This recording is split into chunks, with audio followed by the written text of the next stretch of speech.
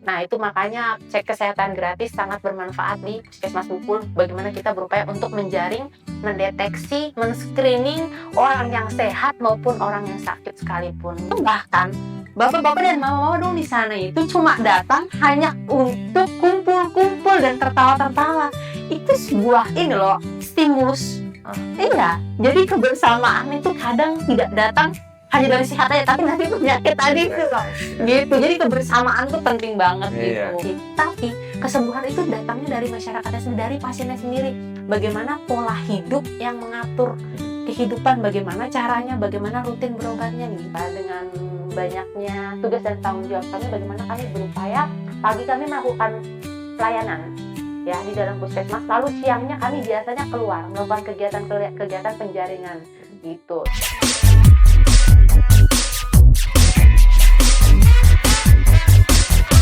Hai Altis, bertemu lagi dengan saya, Audi Ramantio di Kementerian Kesehatan Podcast Kemenkes. Nah, episode kali ini kita akan mendengarkan cerita inspiratif dari dokter yang sempat viral di media sosial ya. Jadi dokter ini dengan ya penuh haru ya menceritakan bagaimana cek kesehatan gratis itu berdampak besar banget ya di tempat beliau ini ditugaskan ya. Dan sudah bersama saya dokter yang viral ini, Dokter Libertin Mandala Putri. Halo, Halo, Kak Kak. Libertin. Gimana kabarnya, Dok? Baik, baik, baik. Oke, sebagai informasi ya, Dokter Libertin ini dokter dari Puskesmas Bupul ya. Itu daerah mana? Puskesmas Bupul itu puskesmas yang berada di wilayah Merauke, Kak, perbatasan dekat dengan PNJ, Papua Nugini. Jadi kita memang wilayahnya agak jauh dari Merauke sendiri, kita dapat menempuh kurang lebih sekitar 200 kilo ya, itu tergantung cuaca dan ini kondisi keadaan. Biasanya kalau misalnya kita jalan rusak gitu sih sampai 6 jam, bisa sampai 1 hari juga tergantung. Oh, tapi tetap di wilayahnya itu Merauke ya? Iya, Merauke. Berarti ini ujung Indonesia ya? Siap. Oke, ujung Indonesia nih ya. Ujung Indonesia tapi nggak berarti padam ya, malah terbit terus. Oh iya, kan ya, ini ujung Indonesia Timur ya, tempat matahari terbit. Matahari ya. Oke, nah mungkin sebelum kita ngobrolin soal bagaimana cek kesehatan gratis di sana berdampak besar pada masyarakatnya, cerita dokter yang sempat viral ya di media sosial tuh ramai sekali ya, komentarnya juga bagus-bagus.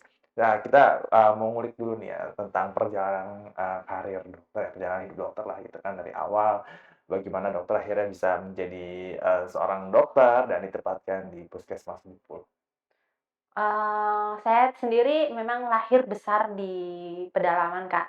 Saya lahir di Merauke, 29 tahun yang lalu. Kemudian saya lahir di sana itu tanpa bantuan tenaga medis. Hah? Iya, saya dilahirkan, oleh pertolongan warga. Kemudian setelah itu saya sekolah besar, saya menyusun dan, studi di Universitas Uncen, Cendrawasih, Papua. Kemudian saya mendedikasikan diri saya kembali untuk melayani masyarakat, terutama masyarakat Bupul dan sekitarnya, gitu. Oke, baik ya. Jadi Perjalanan yang nggak mudah sih, Kak, mhm, karena memang keluarga saya memang ditempatkan di sana, PNS yang kebetulan sekarang memang sudah pensiun juga. Kemudian kami keluarga yang biasa-biasa saja, dan saya berupaya untuk memang, hal yang biasa ini tidak menjadikan saya pribadi yang lemah, tapi itu menjadikan saya semangat harus membuktikan bahwa bukan berarti kita anak kampung terus kita nggak bisa ngapa-ngapain, itu salah besar, gitu. Ini suatu penghargaan juga buat saya, kenapa saya bisa ada di sini, itu suatu bukti dan contoh juga, semangat juga buat teman-teman semua yang ada di pedalaman, terutama anak-anak yang memang berniat untuk mendedikasikan dirinya melayani keluarga-keluarga, bahkan saudara-saudara di mereka yang ada di tempat masing-masing, buktikan pada mereka bahwa kita semua bisa. ini menarik ya, karena tadi sebelum kita mulai podcast ya, dokter sempat cerita nih ya, perjalanan dokter gimana dalam menempuh pendidikan kedokteran itu sendiri ya, sampai Siap, jualan buku. siap. Saya orang tua PNS biasa. Kalau misalkan saya harus minta lagi biaya mau dapat uang dari mana gitu, kakak saya sekolah, adik-adik saya juga masih ada. Jadi beasiswa kedokteran saja memang ada dari pemerintah, tapi itu hanya untuk bayar SPP. Buku kedokteran yang memang cukup mahal pada saat saya sekolah menjadikan saya pribadi yang saya nggak mau kalah. Saya selalu bilang, saya tidak mau kalah akan keadaan saya, dimanapun kita berada.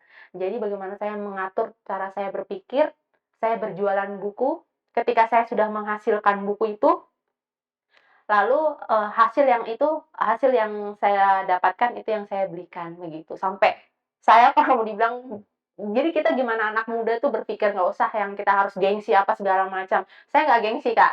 Saya nggak malu dengan kondisi saya yang memang sebagai orang tua saya pun bahkan petani gitu. Kami punya, kebun lombok yang memang itulah jadi sumber makan kami sehari-hari sampai sekarang saat ini. Jadi, itu yang menjadi mungkin motivasi ya, keluarga penting sekali dalam bagaimana mereka mendidik dan mengatur pola pikir. Mhm. Nah, hasil dari situ saya sampai berjualan rambutan di Rambutan? pasar. Di pasar? Iya, Bukul itu kayak akar rambutan. Jadi, dikirimlah ke Jayapura, lalu dari Jayapura itu saya mengolahnya. Oh. Lumayan, Kak, untuk menambah-nambah iya kan, biaya hidup dan membeli buku gitu. Selain berjualan buku, saya jualan rambutan di pasar. Mungkin kalau misalkan nanti jalan-jalan ke Jayapura, dilihat tuh ada karton-karton tulisannya Mandala, DJJ, itu pasti saya. Iya, harus Oke, tetap baik. semangat. Oke ya, jadi ini memang perjalanan yang nggak mudah ya bagi, Dokter Libertine ya untuk menempuh pendidikan dokter sampai harus jualan buku, jualan rambutan, ya. Ini menunjukkan ya, bahwa memang semangat Dokter Libertine ini sejak dari kuliah itu memang kuat sekali ya untuk menjadi dokter ya. Mungkin pertanyaan utamanya adalah kenapa mau sesemangat itu untuk menjadi dokter deh, Dokter Libertine? Apa yang mendorong atau motivasi dokter untuk segitu semangatnya sampai harus jualan buku, harus jualan rambutan, selama menempuh pendidikan kedokteran ini. Oke, karena begini, Kak, pada dasarnya, ketika saya sudah diberikan kepercayaan penuh pada orang tua saya, Mhm, ya kita kan setiap anak mempunyai keinginan dan cita-cita, kita sudah pengen nih jadi dokter, kamu udah dibiayain. Kembali lagi, saya bukan anak orang mampu, anak orang kaya. Ketika saya sudah diberikan, kesempatan, kenapa tidak saya gunakan kepercayaan itu sebaik-baiknya? mhm, Sehingga pada saat setiap kali saya menghadapi masalah yang saya ingat hanya orang tua saya, keluarga saya yang selalu mendoakan saya dan mendukung saya. Saya sekolahkan jauh-jauh, pulangnya harapannya apa? Ingin sukses, ingin mengabdikan diri. Janganlah kita jadi anak muda yang biasa saja, yang seperti itu saja, gitu. mhm, Meskipun saya tidak pencapaian saya sebagai seorang dokter bukan menjadi orang kaya, tidak. mhm, Tapi kebermanfaatan kita sebagai anak muda mhm. yang kita pergi jauh, lalu kita mengabdikan diri kita di tempat tersebut. Oke Itulah. baik. Berarti memang apa, dari motivasi dari keluarga, kemudian apa ya, keinginan untuk mengabdi, untuk melayani kembali, terutama masyarakat Bogor Ya. tempat, Dokter Libertine tumbuh besar di sana ya. Kemudian bagaimana akhirnya dokter ini bisa sampai, ya ditempatkan di Puskesmas Bupul, perjalanannya dari menempuh pendidikan kemudian sampai akhirnya jadi dokter Puskesmas Bupul tuh bagaimana? Memang dari awal kan saya sudah apa ya, sudah menetapkan diri saya bahwa ketika saya berhasil, saya harus, menjadi manusia yang bermanfaat, menjadi anak, menjadi cucu yang bermanfaat untuk keluarga semua di sana. Minta maaf saya tidak punya keluarga sama sekali, Mhm, tapi apa yang ada di sekitar saya itu semua saya anggap keluarga. mmm, Kita di sana, orang tua ditempatkan di daerah pedalaman, tidak ada kakak, tidak ada adik, tidak ada mhm, siapapun. mhm, Jadi mungkin karena saya lahir besar di sana, kita mengerti budaya adat istiadat, bagaimana cara mereka memperlakukan kami, mereka sangat luar biasa baik, seperti itu. mmm, Jadi itulah yang saya bilang, kita, karena mereka sudah baik sekali dan kita menerima kami semua di sana, kenapa tidak kami membalas semua itu, mmm. gitu. Oke baik, akhirnya jadi dokter puskesmas Bupul dan mungkin dokter bisa menjelaskan ya sehari-hari bagaimana untuk, di puskesmas Bupul sendiri ini, untuk kegiatannya, kemudian, bagaimana pasien-pasien di sana, masyarakat-masyarakat di sana gitu kan, dalam menjalani apa ya, ya cek kesehatan terutama seperti itu, Dok. Oke, untuk mungkin gini, kalau untuk di masyarakat kita di kawasan Bupul ini, Bupul itu jauh, puskesmas Bupul itu jauh dari, eee, kampung-kampung lainnya. Mmm, Jadi memang sangat susah untuk pasien datang ke puskesmas. mmm, Apalagi kalau misalkan mereka yang mungkin tidak ada kendaraannya, seperti itu. Jadi untuk di puskesmas Bupul sendiri saya hanya seorang diri di sana. mhm, Kemudian ditemanin oleh teman-teman saya, 4 bidan, kemudian ditambah lagi ada 4 perawat, jadi total kami kurang lebih ada sekitar 10 lah ya. Kemudian, hal itu yang menjadikan kami juga dengan banyaknya tugas dan tanggung jawab kami, bagaimana kami berupaya pagi kami melakukan pelayanan. ya di dalam puskesmas, lalu siangnya kami biasanya keluar melakukan kegiatan penjaringan Mhm. gitu. Seperti mungkin cek kesehatan gratis, itu semuanya upaya bagaimana cara kita me-maintenance waktu, memaksimalkan waktu yang ada. Mhm. Selain di dalam puskesmas, kita dengan jumlah SDM yang memang masih kurang, tapi kami tetap tidak meninggalkan penjaringan karena memang kita kita ini, puskesmas itu bukan kuratif, bukan tempat, untuk berobat saja, tapi kita lebih ke preventif. Nah, itu makanya cek kesehatan gratis sangat bermanfaat di Puskesmas Bupul, bagaimana kita berupaya untuk menjaring, mendeteksi, men-screening Mhm. orang yang sehat maupun orang yang sakit sekalipun. Mhm. Jadi, alangkah lebih baiknya kalau misalkan kita lebih proaktif untuk mengejar, Mhm. gitu. Dan masyarakat Bubul sendiri cukup antusias dengan cek kesehatan gratis ini? Mereka sangat antusias, Kak, dulu Mhm. karena gini ya, eee, semua itu dimulai dari bagaimana kita, mengedukasi masyarakat. Awalnya di sana mungkin karena jaringan, Mmm.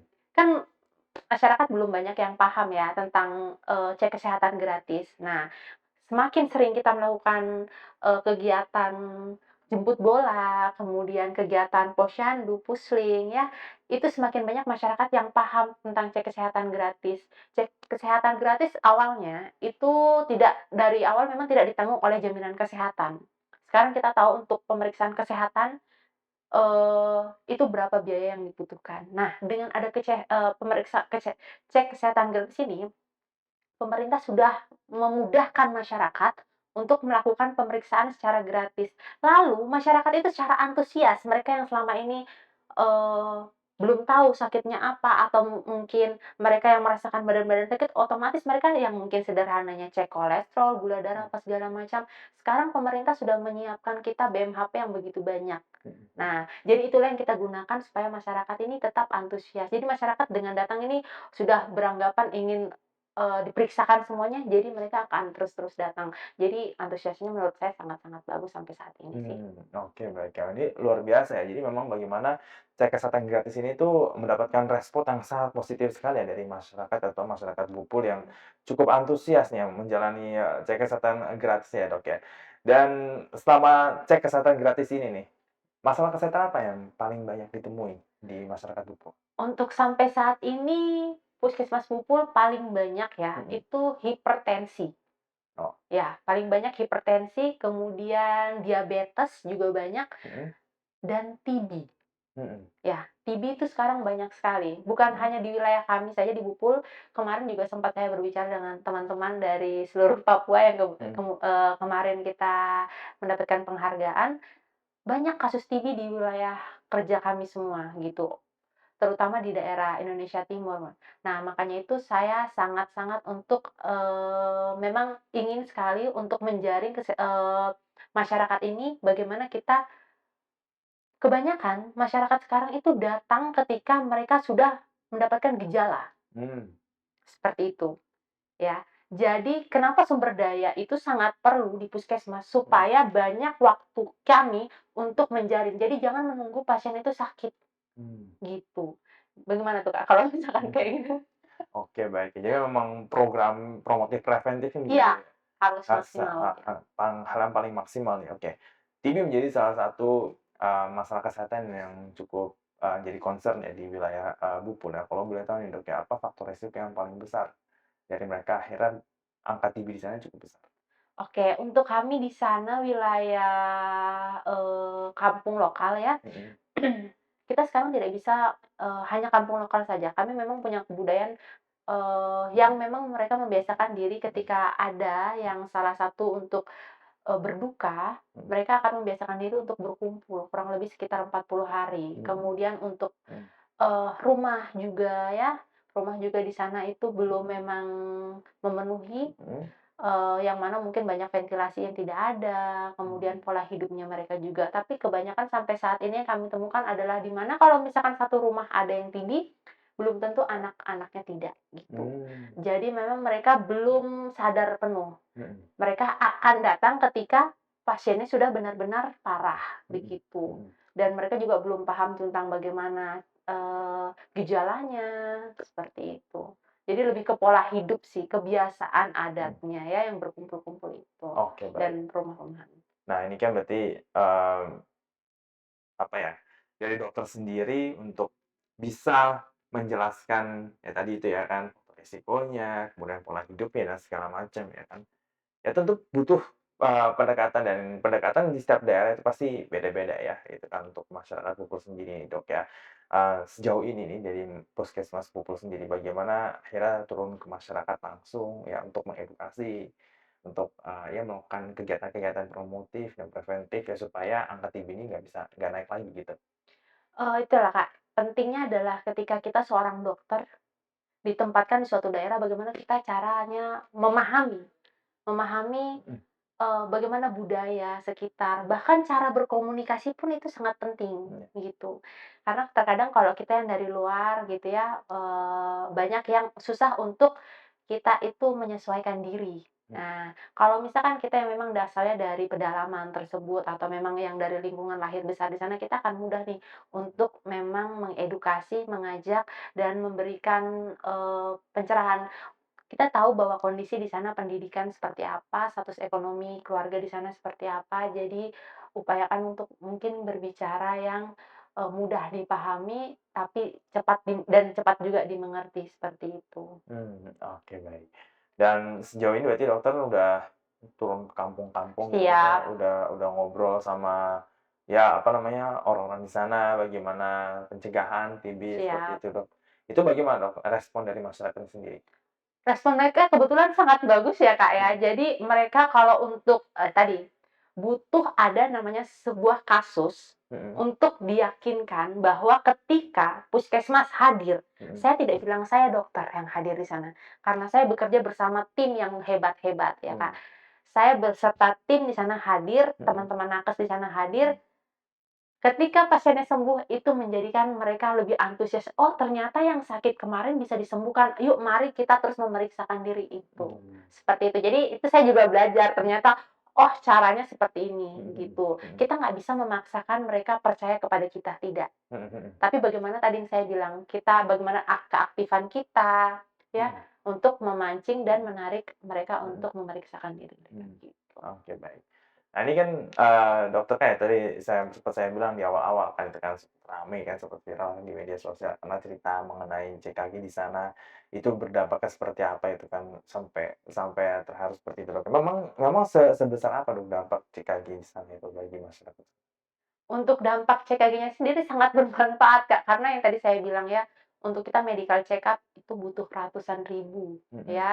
Kemudian dengan status ekonomi kami di sana, mhm, keluarga di sana itu yang memang banyak, mhm, berpenghasilan hanya dari bertani, kemudian lebih ke berkebun, kemudian, berburu, otomatis ekonomi kami di bawah ya. mhm, Dengan adanya kayak misalkan penyakit apa segala macam yang harus dirujuk itu merupakan apa ya, tekanan juga untuk masyarakat di sana. mmm, Dengan ada cek kesehatan gratis ini, masyarakat dimudahkan, mereka datang hanya membawa KTP, mhm, tapi semuanya mereka mendapatkan hasilnya, seperti mmm, itu. mhm, Ketika mereka didapatkan hasil yang tidak baik-baik saja, mereka mhm, dirujuk menggunakan tadi saya bilang cek kesehatan gratis tersebut. Jadi mmm, mereka di sana masyarakat sangat terbantu sekali. Tapi di sini adalah, bagaimana kita cara menyesuaikan diri sih, Kak.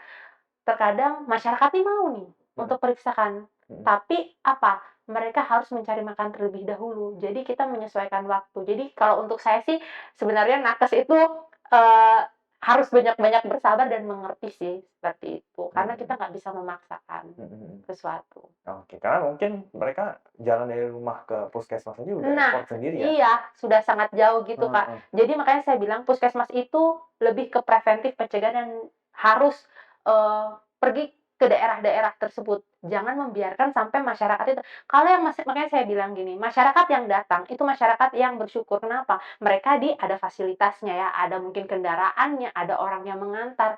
Ketika saya datang kunjungan ke rumah-rumah, bahkan sampai malam pun, mhm, Kak, ya, itu ternyata ada banyak yang tinggal sendirian, bahkan mereka jatuh mmm, dalam kesakitan begitu. Sedangkan kita di beberapa tempat itu memang aksesnya sangat sulit. mhm, mhm, Nah, karena apa? Cuaca ya, kondisi memang, tempat kita yang memang cukup jauh gitu. Jadi pentingnya sekali untuk kita jangan menunggu. mhm, kejarlah sebisa mungkin gitu. Oh, bahkan waktu dokter ke sana tuh ada yang tinggal sendiri akhirnya Banyak bisa. sih tinggal sendirian, bahkan, saya bilang tadi contohnya TB. TB itu pengobatannya 6 bulan, ya, Mhm, 6 bahkan sampai lebih. Bagaimana mereka dapat sembuh kalau misalkan tanpa dukungan keluarga? Penting sekali, Kak, dukungan keluarga, motivasi itu penting sekali.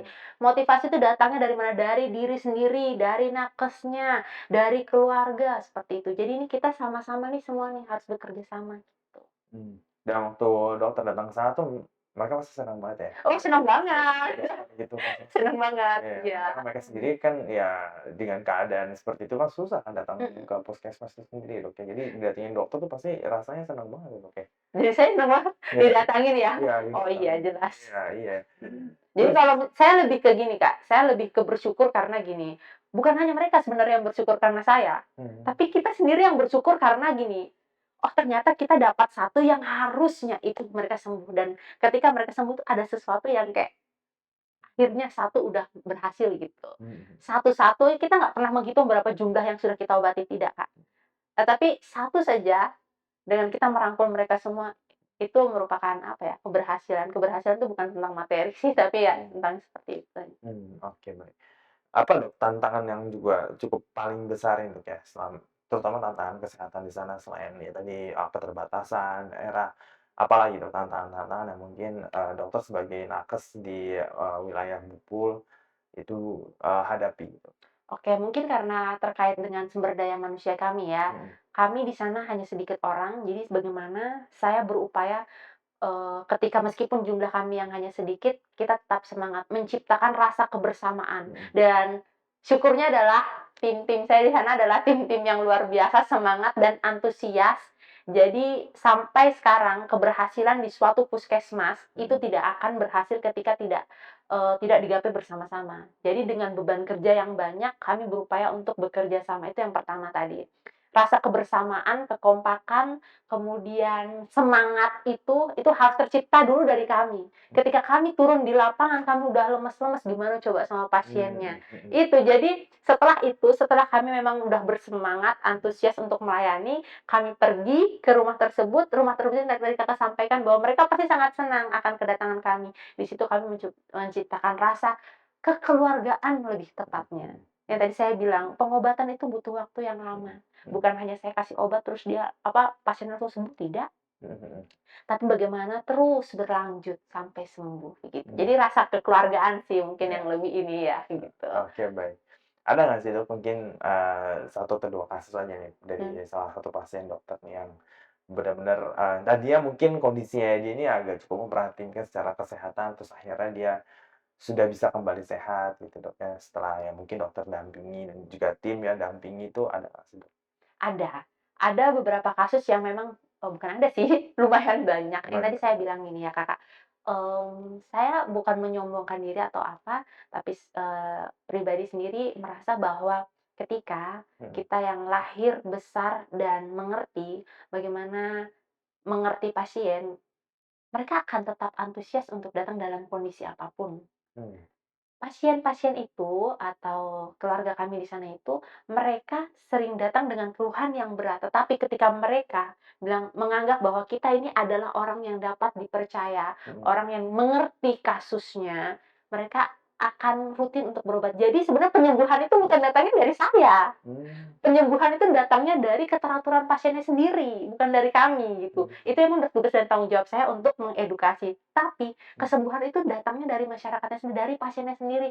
Bagaimana pola hidup yang mengatur mhm, kehidupan, bagaimana caranya, bagaimana rutin berobatnya gitu. Jadi bukan karena mhm, kaminya sendiri, mhm, tapi pastinya nomor satu adalah pasiennya sendiri gimana mmm, gitu. mhm, Tentang bagaimana cara kita mengedukasi pasiennya, merasa dekat, percaya gitu. mmm. Ada salah satu, sosok ya, yang di video Dr. Liberty yang ramai di media sosial itu kan, salah satu ada seorang pria gitu yang, ya dia cerita tentang kondisinya dia dan akhirnya dia terbantu sekali ya dengan CKG ya kan, dia punya masalah kesehatan apa, sekarang udah bisa diobati gitu loh. Mungkin Dokter bisa ceritain mungkin ada beberapa pasien lainkah yang punya Mmm. cerita seperti itu? Jadi ada kemarin itu ceritanya memang masyarakat, ini, pasiennya tidak pernah berobat sama sekali ke puskesmas. Oh ya. Ya, datang udah dengan kakinya yang luka besar, hampir membusuk, ya benar, hampir membusuk, ternyata pasiennya adalah orang yang dengan gulanya tinggi. Itulah Ah, cek kesehatan gratis. oke. Tiba-tiba datang dengan, gula darah 300-an, kakinya sudah melepuh ya, udah infeksi, terus dikasih obat ya, pemberian edukasi. Jadi gini, kadang itu kita sebagai dokter cuma ngasih-ngasih. Tapi kalau saya enggak, saya kadang mungkin pasiennya kayak nungguin banyak gitu kan, ngantri, "Ih, dokternya lama banget." Menurut saya gini, dokter itu bukan cuma ngasih obat. Tadi seperti saya bilang, yang menentukan kesembuhan pasien adalah pasiennya sendiri. Hmm. Jadi mereka harus tahu bagaimana cara mereka merawat diri di rumah, bagaimana harus, melakukan pengobatan itu. Nah, setelah pengobatan kurang lebih sekitar 1 minggu, datang lagi nih pasiennya, Nah, "Dok, saya" biasa gini, "Bapak," bilangnya gini, "Dok, Bapak sekarang su rasa enak ini." "Iya kok Bapak, iyo, Bapak kaki sekarang ini su kempes, kemudian lukas mulai kering," seperti itu. Dan ternyata besoknya bawa keluarga lagi makin banyak. Itu yang seperti saya bilang, kita di sana ketika satu sudah sembuh, mereka akan datang bilang, "Oh di sana loh, ayo ayo sekarang kita pergi ke puskesmas." Gitu. Jadi semua itu dimulai dari rasa kepercayaan. Ketika mereka sudah, apa ya, ada koneksi antara dokter dengan pasien tuh penting, Kak. Sangat-sangat menurut saya sih.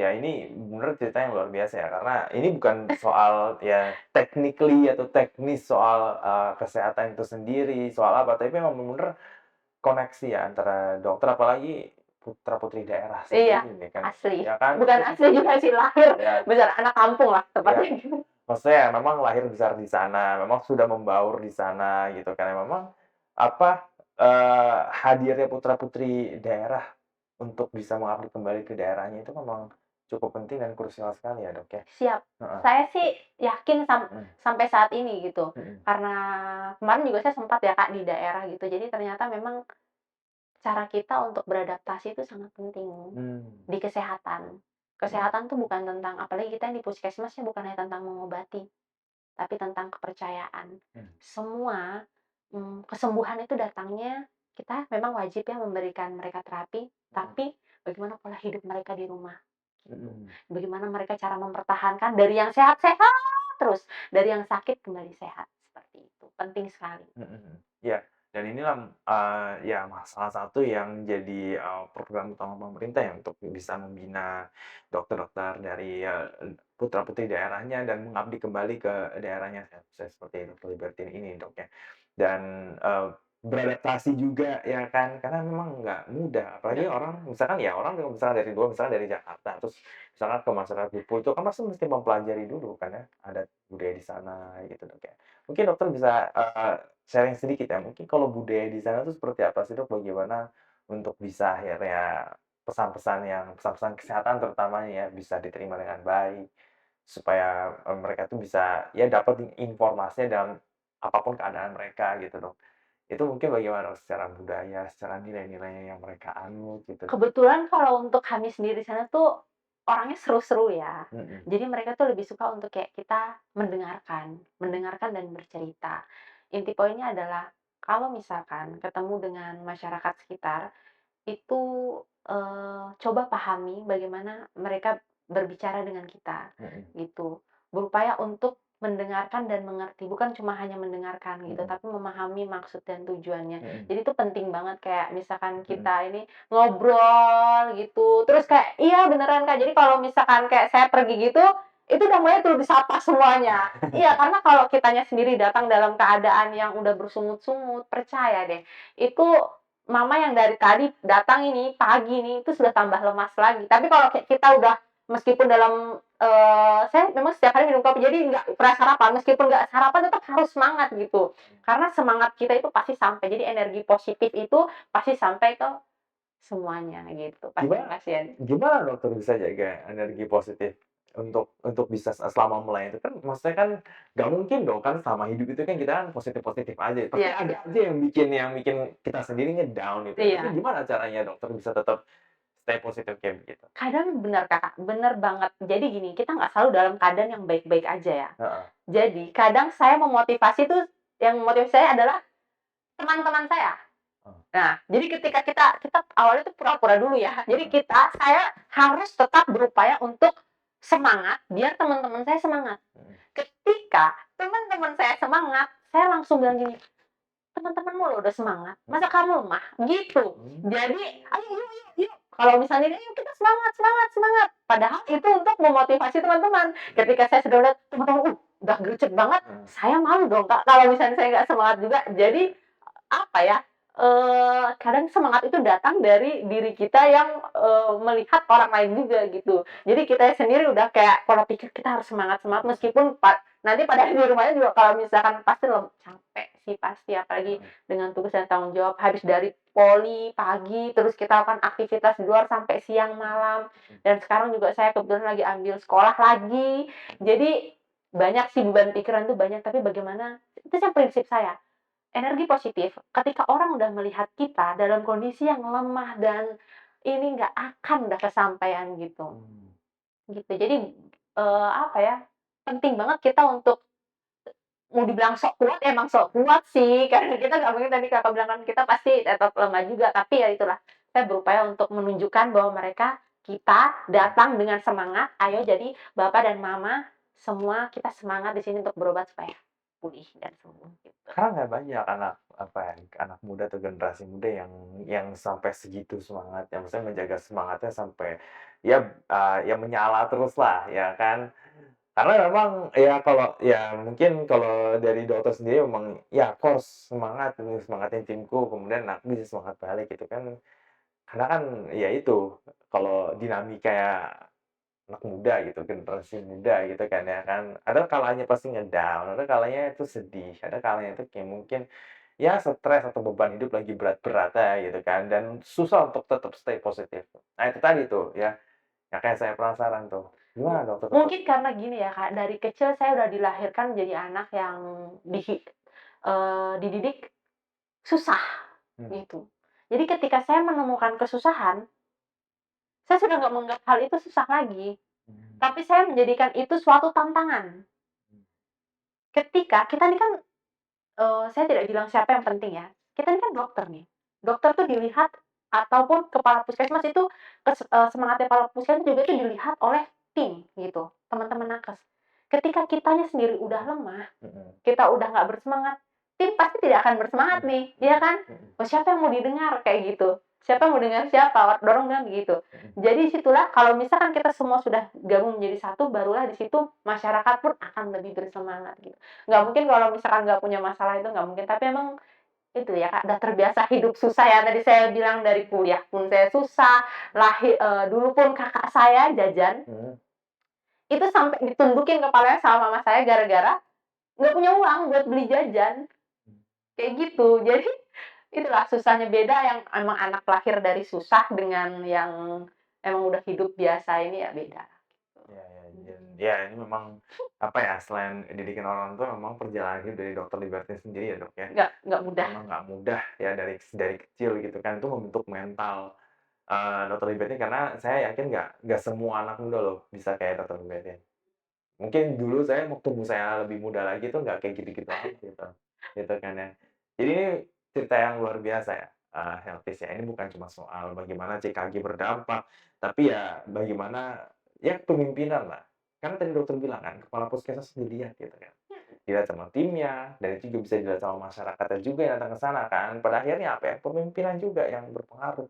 Di sini kepemimpinan bagaimana kepala puskesmas dan dokter ya akhirnya memberikan semangat yang bisa ditularkan meskipun pura-pura semangat ya, Dek. Pura-pura aja. Iya, acting dulu nggak apa-apa, yang penting Yang acting apa, dulu aja yang kan. penting dampaknya. Kita Iya, itu kenapa saya seperti itu, yang penting apa, jangan pergi cuma asal pergi tapi nggak ada hasil, iya, ya. iya. Nah itu kan yang saya bilang, pasien datang itu terstimulus dari kita ketika Mhm. kita punya energi positif, mereka Mhm. pulang dengan energi positif Mhm. tersebut. Mhm. Ngapain kita jalan kalau misalkan kita sendiri mending nggak usah sekalian, betul kan, Iya, Kak? iya, Iya, gitu iya. loh. Itu. Nah, tadi kan dan seperti yang dokter bilang tadi kan, kesembuhan pasien ditentukan dari pasiennya Pasiennya sendiri. sendiri. Tapi gimana pasiennya mau termotivasi Kalau kalau nakesnya nggak semangat? iya, betul. Itu. Jadi dari semua mungkin, podcast ya atau mungkin yang ngikutin talk show radio kesehatan di Instagram, kita ngomongin banyak hal teknis mengenai kesehatan, nah, tapi pada akhirnya memang kesembuhan dipegang sama pasiennya. Cuma gimana pasien mau semangat sembuh kalau nakesnya nggak semangat. Jelasinnya itu juga udah mungkin mukanya ketus lah, apalah itu. Pada akhirnya kan kayak apa sih Dok ya, energi positif ya kan, apa ya, kebahagiaan, kesenangan, itu tuh yang bikin pasien tuh yang tadinya tuh mungkin sakit atau kayak, "Ah, ini udah nggak bisa ditolong," gitu kan ya, tapi akhirnya bisa juga, Bisa, ya kan? gitu. Ya, Jadi nggak ada yang nggak mungkin sih sebenarnya. Kadang bahkan bapak-bapak dan mama-mama dong di sana itu cuma datang hanya untuk kumpul-kumpul dan tertawa-tertawa. Itu sebuah ini loh, stimulus. heeh. Iya, jadi kebersamaan itu kadang tidak datang hanya dari sehat aja, tapi dari penyakit tadi Iya itu iya loh. iya iya. Gitu, jadi kebersamaan tuh penting banget Iya, gitu. dari sakit itu bisa pertama tuh unik juga ya, gitu kan. Ya Jadi itu. penyakit pemersatu warga gitu. Iya, Tapi gimana mereka bisa nyaman kumpul-kumpul di sana juga kembali lagi kan iya. dari Dari sisi kitanya sendiri. dari timnya puskesmas ya, terutama dari kepala puskesmas dalam hal ini kan Dokter Liberty Iya, gitu kan. Jadi ya kembali lagi ya, healthies ya, jadi hal-hal yang sifatnya non teknis ini yang lebih banyak menentukan ya. Makanya kalau misalkan mau program pemerintah kayak CKG ini berhasil juga, ya kan ini sama aja itu kan gimana mengedukasinya, ngajaknya, siap. promosinya, ya kan, Kembali lagi mengundang dari mereka. puskesmasnya. Kembali lagi bagaimana mengkomunikasi kalau orang dari daerah tuh lebih ditekankan di apa ya, pendekatan Siap, komunikatifnya itu kan lebih iya, lebih utama ya, Dok, ya. iya, Kita maksudnya nggak mungkin dokter bilang, "Eh, Bapak Ibu kita nih cek kesehatan gratis nih penting, nah," kan nggak mungkin kayak gitu, iya, startnya nggak kayak gitu dulu kan ya, Dok, ya. iya. Oke, itu kalau boleh tahu, Dok, startnya gimana, Dok, untuk kayak ngasih tahu nih, "Oh, ada CKG ini Kita biasanya manfaatnya gini ya, gini," heeh, gitu. kita biasanya masuk itu kita kerjasama, Kak. Hmm, Jadi puskesmas juga tidak akan bekerja sendiri. mhm, Kita menggunakan apa, gereja, mmm, ya. Kita menggunakan banyak faktor. Bisa juga kadang kita juga kepolisian, kemudian satgas di tempat. Nah, itu kita semua bergotong royong. mhm, Jangan masuk dari segi yang karena apa, kalau puskesmas turun ke kampung itu hanya 1 bulan 1 kali, mhm, tetapi siapa yang ada di sana? Seperti itu. Kita biasa ini dari ini ya, keagamaan dulu. mhm, Nah, itu sudah makanya saya harus dekat, bukan harus dekat, memang kebetulan juga dekat sama pastor, kemudian, di tempat wilayah kerja yang memang masyarakat lokal ya, yang jauh dari puskesmas, jadi kami biasanya masuk dari situ dulu, kemudian kemarin awal-awal tuh cuma 1, 2, 3, tapi sekarang udah lumayan banyak karena itu. Saya bilang, mereka belajar dari sebelumnya. Ketika satu sudah terobati, mereka bilang, "Oh, sekarang Bapak dan Mama bisa pi pancing lagi. Jadi heeh. besok lagi Mama ajak dong punya anak cucu," begitu. Oh, ya jadi satu orang yang Iya, mendapatkan manfaat itu siap. dan satu orang ini akan jadi influencer-nya karena Iya, ini yang baru namanya influencer ya. harusnya Secara harfiah dan artinya oh bener ini influencer nih ya, satu warga ini yang sembuh karena mendapatkan manfaat dari puskesmas dan juga CKG akhirnya dia mempengaruhi keluarga-keluarga lainnya gitu kan. Emang penting ya kan punya apa ya, local hero gitu kan, iya. lokal influencer gitu deh, supaya akhirnya program ini bisa berjalan dengan baik gitu kan. Wah ini memang banyak banget yang kita obrolin dan ya jangan kaget ya kita nggak ngomongin secara teknis karena ya memang ini banyak hal-hal yang sifatnya di luar non teknis yang mempengaruhi kesehatan dan juga kesembuhan dari pasien-pasien di masyarakat Bupul dan itu yang kenapa Dokter Libetin ini, apa namanya, punya banyak cerita-cerita inspiratif yang semoga bisa menginspirasi healthy semua, bukan cuma tenaga kesehatan tapi juga anak-anak muda ya, Gen Z yang sering banget suka apa sih, kena mental gitu, media sosial ya kan. Bukan cuma soal kesehatan aja itu kan, tapi ya lihat bagaimana, ya Dokter Libetin juga termasuk muda loh ya, gitu kan, termasuk muda, termasuk Gen Z. Iya. Senior, ya, Lumayan lumayan. iya, Gen Z senior nih, ya kan. Jadi, ayo ya generasi muda ini jangan sampai kalah semangatnya dari Dokter Libertin. Oke, Dokter, sebelum kita tutup podcast kita di episode kali ini mungkin bisa memberikan pesan-pesan nih kepada healthy semuanya, mungkin soal, bagaimana peran puskesmas atau CKG itu sendiri dan mungkin, bagaimana Dokter juga bisa ya menyebarkan energi positif juga nih kepada rekan-rekan nakes di daerah lain. Mungkin kalau, pesan dari saya untuk kita di puskesmas beda kayak di rumah sakit. Kalau untuk puskesmas sendiri kita lebih ke arah preventif. Mhm, Kita lebih ke arah preventif, jadi upayakan bagaimana yang tadi saya bilang, meskipun kita dalam keadaan suka, duka, ya, tetap harus semangat untuk, melakukan pencegahan. Jadi melakukan cek kesehatan gratis itu jangan menunggu pasien datang ke puskesmas, tapi upayakan untuk jemput bola, ya. Kemudian untuk menciptakan rasa kebersamaan dulu di tim masing-masing. Meskipun kita tahu bahwa di daerah pedalaman itu banyak sekali tantangannya, entah itu keselamatan nakesnya sendiri, semangat buat teman-teman yang ada di pedalaman, yang memang bahkan saya tahu kehidupan kalian pun memang di sana susah, air tidak ada, listrik karena saya pernah merasakan itu, air tidak ada, listrik tidak ada, kami dalam kegelapan, kami melakukan pelayanan yang menempuh jarak waktu kurang lebih 16 jam lewat, harus naik dengan speed yang cukup jauh, tapi jangan jadikan itu suatu beban, tapi jadikan itu suatu semangat buat kita menciptakan rasa kekeluargaan bersama tim. Karena saya yakin dimanapun kita berada, ketika kita dapat menciptakan kekeluargaan itu ya, pasti pelayanan kesehatan itu akan berlangsung dengan baik. Dan bagaimana cara kita menempatkan diri, menyesuaikan diri dengan lingkungan sekitar. Kalau misalkan seperti saya sendiri mungkin yang banyak waktu luangnya berjalan-jalan dan mengenal warga itu upaya yang sangat bagus untuk kita melakukan preventif itu. Dengan mungkin aja seperti kita contohnya minum teh bersama warga terus kita melakukan cek kesehatan bisa saja.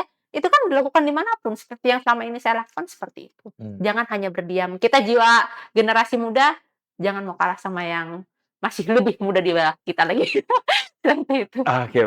Oke, Healthies, demikianlah, episode Kemenkes kita kali ini. Semoga cerita dan juga apa yang tadi Dokter Lipetin sharing bermanfaat untuk kita semua, menginspirasi ya, dan juga mendapatkan energi positif ya, untuk terus berkarya, bukan cuma di dunia kesehatan aja nih ya. Ini yang nonton mungkin, seluruh masyarakat Indonesia, apapun bidangnya, dimanapun Healthies berada ya, tetap semangat untuk mengabdi, berkarya ya, jangan patah semangat ya.